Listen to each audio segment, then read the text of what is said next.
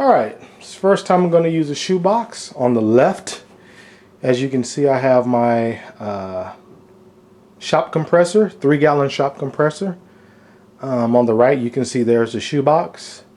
Down in the center, kind of off center there, I have the carbon fiber 4500 psi tank, complete with the gauge and the hose and the quick connect and fittings and all that stuff connected to it.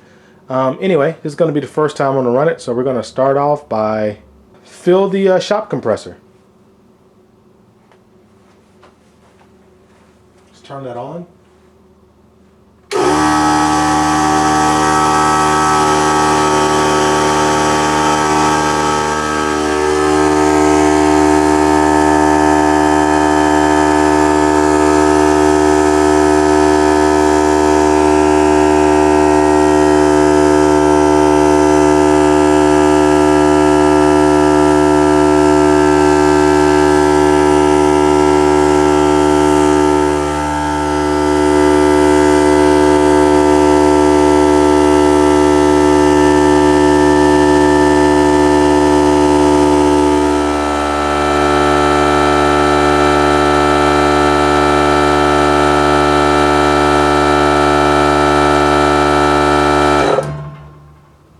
Alright, there it goes. It cut off right at 100 psi.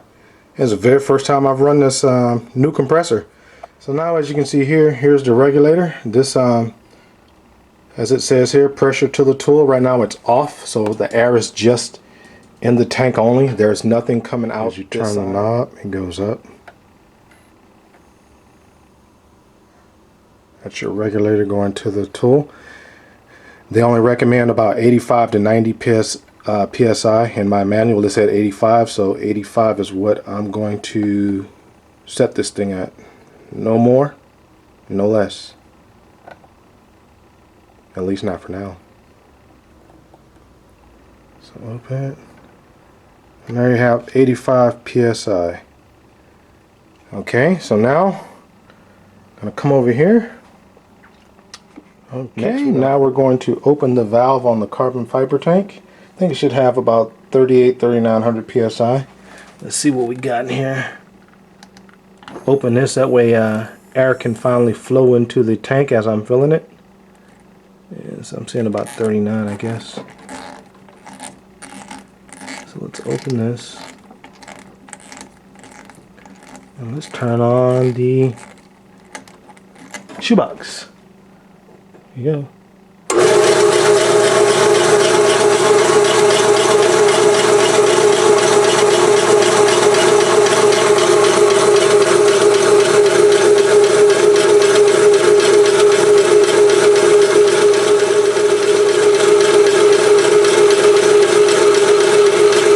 Check the regulator.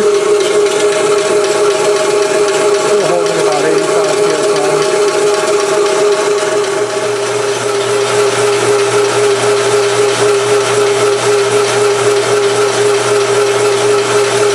100 psi in 15 minutes. Okay, we're at about 4,400 psi. It is now 10:28. It turned off on me a couple times, but only because if you read the instructions, it says the unit will turn off between 1,000 and 4,500 psi. And he said you probably have to adjust it, and it did turn off a couple times. So I was upstairs, wasn't paying attention to it. It was off probably 20-30 minutes at a time before I even noticed it was off. Like I said, it did it about twice. So now that I've made an adjustment, and I removed the cover so you can see it, on that little rod right there at the very end where that spring's attached to, there's like a collar that the spring hooks into with a set screw. You basically just loosen that and adjust it to where the, if you can see the switch right there. Okay, we've now hit the 4,500 mark. So let's turn this thing off. Alright. It is now roughly I'm getting my phone. It is now roughly 10:46. Alright, so let's see here. See if I got all this right. Let me first start off by closing the tank. Shut off on the tank. So we'll close that. And now that that's closed, we can now bleed off. I guess there's 2 bleed offs on this thing. Remember, this is my first time doing this, so bleed off.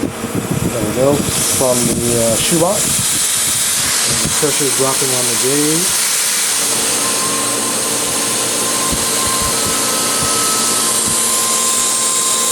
I guess we also made a mistake right there.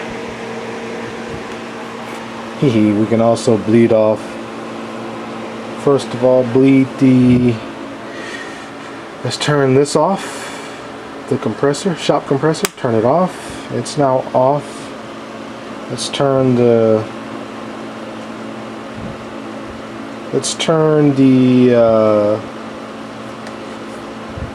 Valve here.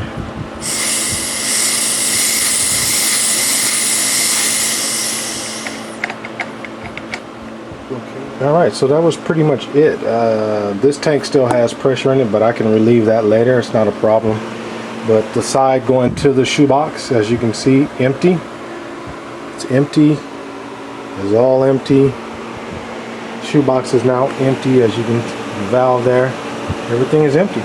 So there we go. There's our first 4,500 PSI fill with the shoebox.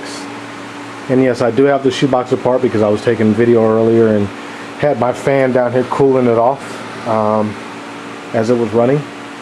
And I lubed the shaft with lithium grease for the first time, even though there was some already on it. I just dabbed a little bit more on both shafts. So that's pretty much it for now. You guys stay tuned for more updates on this thing as I shoot my guns more and have to fill my carbon fiber more. I'll probably make another video or two about this thing. But so far, so good. First try. Success.